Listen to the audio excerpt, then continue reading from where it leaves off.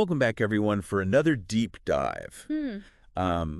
Today, we're going to be talking about something that affects pretty much all of us in some way or another, Yeah, definitely. and that is affordable housing. Huge topic these days. Huge topic, and we're going to be looking at it through kind of a unique lens Okay. of generational wealth.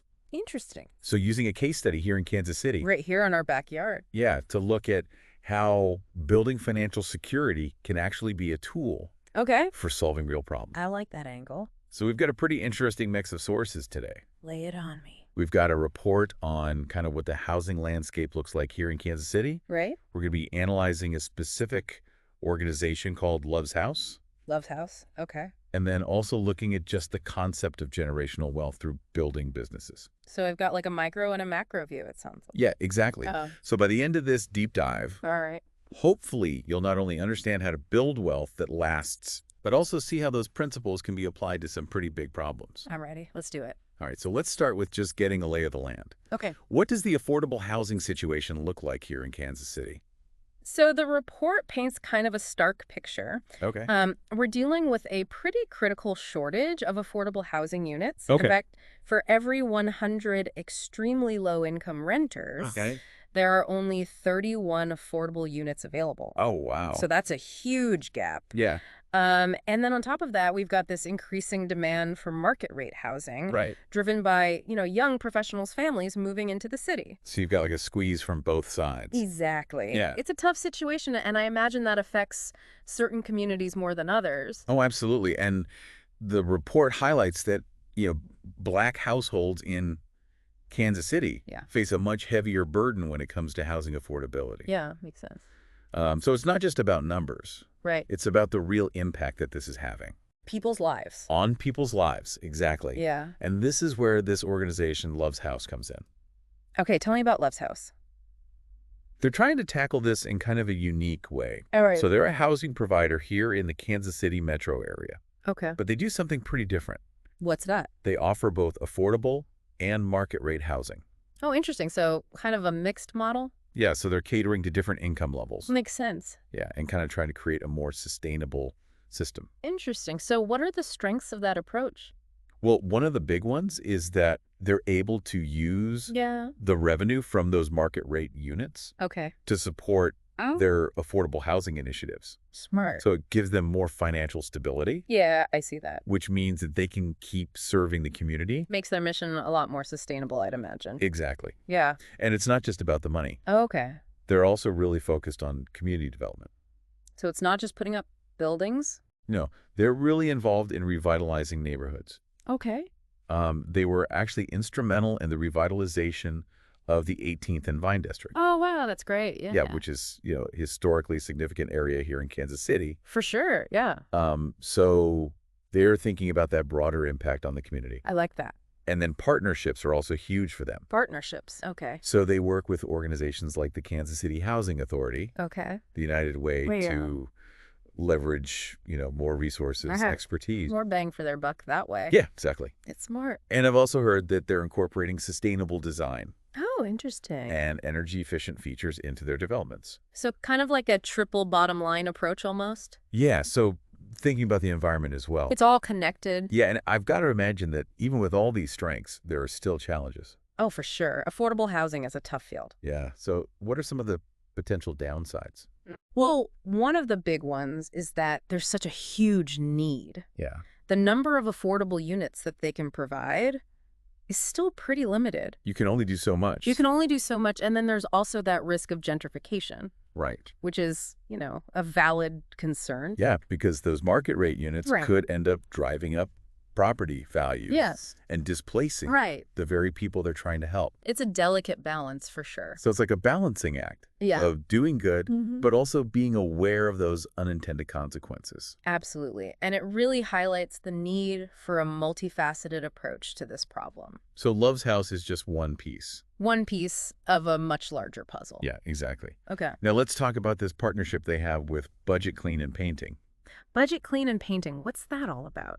This one's pretty cool because they're not just focusing on housing. Okay. They're combining that with job training and placement Oh, very cool. for the resident. So it's like giving people a pathway to self-sufficiency. Exactly. That's awesome. And they've actually been really successful at getting funding Okay. from a variety of sources for this, That's great because having that diversity funding is so important. especially for something as big as affordable housing. Absolutely. So it shows that they're really thinking about long-term sustainability. Yeah, for sure. Any other aspects of Love's House's work that we should know about? Well, one thing that stood out to me was their focus on community engagement. Okay. They have this outreach program Yeah. to make sure that the housing they're developing really aligns with what the residents need. I like that. So it's not just some top-down approach. They're really listening to the community. Exactly. It's about building that sense of ownership Right. and belonging. And they're not just building new stuff. Okay. They're also renovating existing facilities Okay. to make them more welcoming and supportive. Nice. They've even expanded their services to include a program for homeless veterans. Wow, that's fantastic. Yeah, so they're really adaptable Yeah, to the needs of the community. that's so important. But even with all this good stuff, are there any vulnerabilities in their model?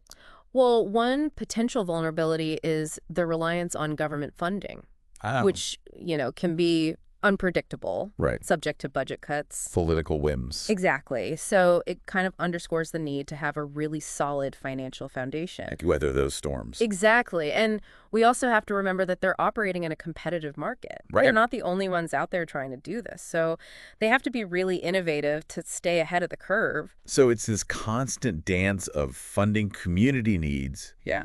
and just the market forces. Absolutely. It's a complex landscape. All right, so let's shift gears a little bit and talk about this concept of generational wealth. Okay. I know it seems like a bit of a jump, Yeah. How does this tie back in? but it goes back to this idea of how financial security can be a tool for good. Okay. I'm listening. And Love's House is kind of embodying that in a way Okay. by creating this sustainable model Yeah. that can hopefully benefit the community for generations to come. I see where you're going with this. So how does generational wealth typically play out, especially through businesses?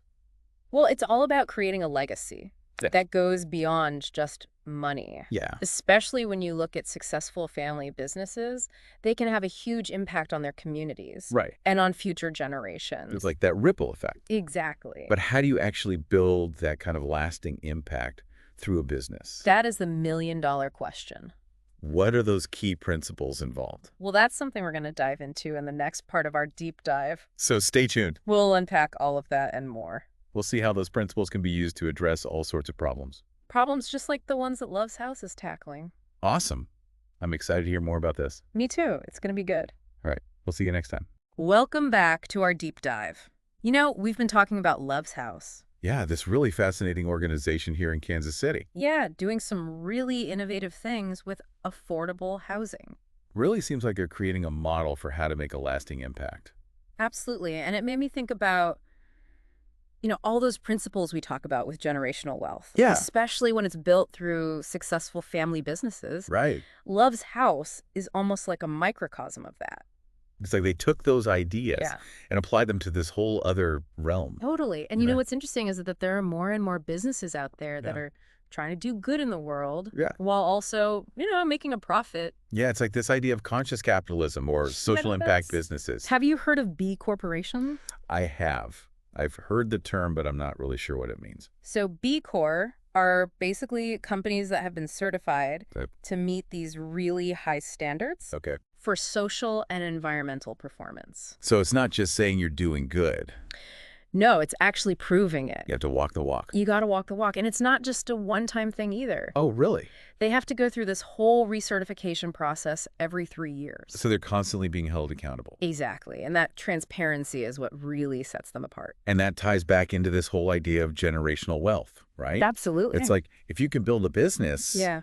that's not only profitable, Right.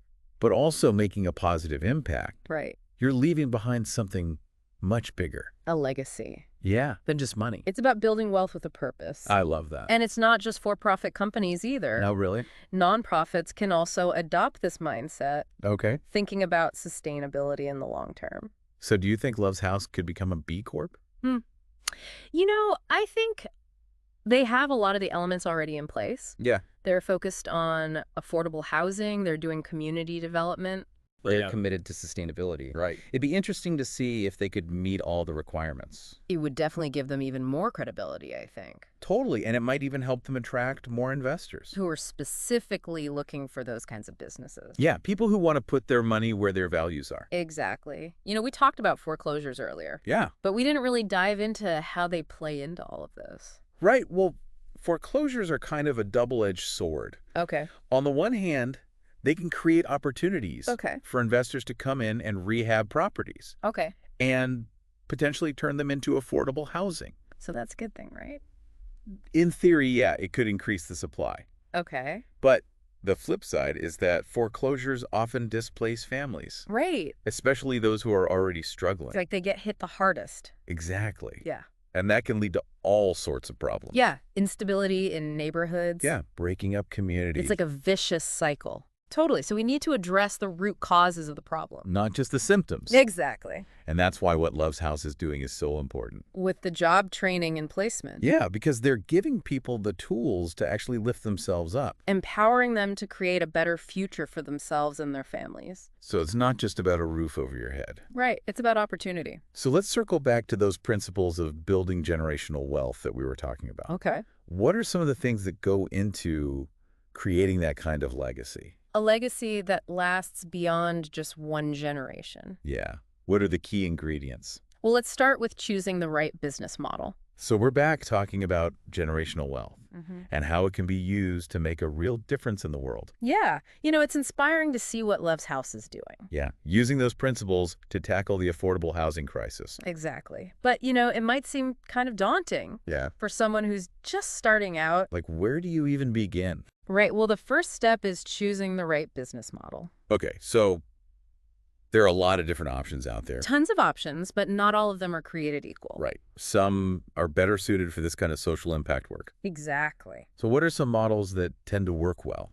Well, one that's become really popular is the social enterprise model. I've heard of that, but can you explain it a little more? So basically, it's like a hybrid. Okay. You operate like a regular for-profit business, Right. but you have this built-in social mission, Okay. and you use a portion of your profits Yeah. to support that mission. So it's like a win-win. Exactly. You're making money and doing good at the same time. And it's more sustainable than just relying on donations. Exactly. You're not at the mercy of, grant cycles or Right? Yeah. unpredictable funding.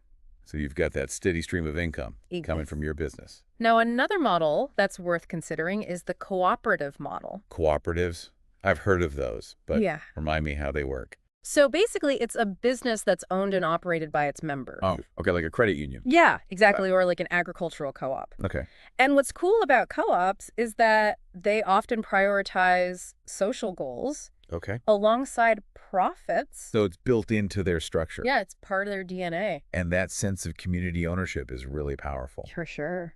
Okay, so once you've chosen your model, Yeah. what's next? Then you got to create a solid business plan. This is where the rubber meets the road. Exactly. You have to translate your vision into something concrete. So what are the key things to include in that plan? Well, you need to lay out your vision, your mission, Yeah. your target market, how you're going to make money. Right. The basics. But you also need to detail how you're going to address that social need. Right. It can't just be an afterthought. Exactly. It has to be baked into the plan from the beginning. And that plan should be flexible. Oh, absolutely. Things change. The market changes. You have to adapt. You got to be able to pivot. But even with the best plan, you need the right people to make it happen. That's where those entrepreneurial skills come in. Yeah, we talked about those earlier. Like resourcefulness. Being able to make the most of what you've got. Exactly. And resilience. Because you know there are going to be bumps in the road. Oh, for sure. You got to be able to bounce back. Absolutely. And financial literacy is key too. Yeah, especially when you're balancing profit with a social mission. For sure. Are there resources out there for people who are new to all this? Oh, tons of resources. There are organizations specifically designed Okay. to help social entrepreneurs. So you don't have to reinvent the wheel. Exactly. There are people who've done this before, Right. and they're usually happy to share their knowledge. So what's the main message we want listeners to take away from this? Starting a business that makes a difference is possible. It's not just a pipe dream. Exactly. It takes hard work, planning, resilience, Yeah. but it can be done. You can build a business that does good in the world. And that's what's so exciting about all of this. Yeah, it's about empowering people to make a change. Exactly. We've seen how Love's House is doing it with affordable housing. But this can be applied to so many other issues. It's about building a better future. For everyone. This has been a really inspiring conversation. I agree. Thanks for joining us, everyone. And keep diving deeper.